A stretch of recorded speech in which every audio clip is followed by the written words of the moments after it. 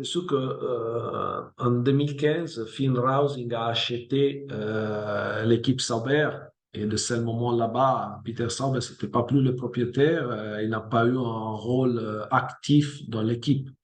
Mais c'est Peter Sauber qui a créé cette équipe, donc c'est une personne que nous on respecte beaucoup.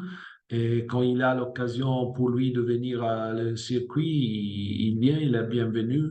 Je pense que l'année dernière, il est venu à deux, trois courses. Et cette année, je pense qu'il viendra entre Imola, je pense Imola, la première course. C'est toujours le bienvenu. C'est sûr, il n'a pas un rôle actif, mais nous, on a encore le nom Sauber. Et c'est sûr que c'est un héritage important, surtout pour les personnes qui travaillent à une ville, plutôt dans le département production où il y a la majorité des employés locaux. Il faut jamais oublier, en effet, c'est le patrimoine de chaque société parce que ça, c'est un peu la base aussi de la culture d'équipe. Mais c'est sûr que maintenant, l'équipe, c'est une équipe que il a son propre chemin.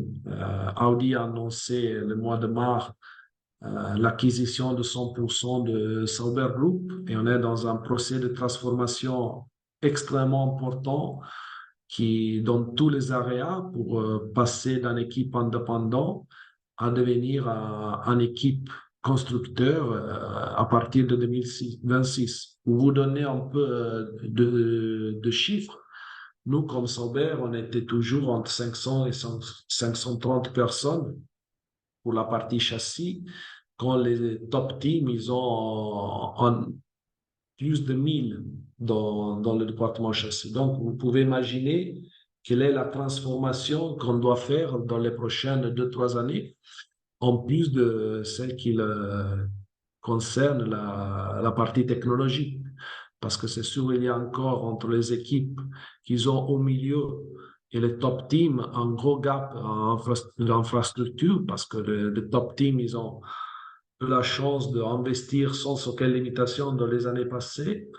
Et la plus grosse différence maintenant, c'est pas dans le cost cap, donc le budget pour la construction de voitures, mais c'est plutôt la partie infrastructure qui y a un gap encore très important. Et donc, maintenant, on est en plein procès de transformation dans un plan de recrutement extrêmement agressif parce qu'on a besoin de développer la structure dans les prochaines 2 années et en même temps d'investir dans la technologie avec une vision pas 2, 3 ans, mais c'est sûr de faire aussi des investissements sur le long terme. Donc, en phase que je voudrais dire très excitant, en même temps très difficile parce qu'on a la gestion aussi de ces deux championnats. Donc, ce n'est pas un travail qu'on fait en parallèle, c'est un travail qu'on fait en même temps. Et on est encore en structure petite. Donc, le charge de travail sur chacun, c'est vraiment, vraiment important. Ok.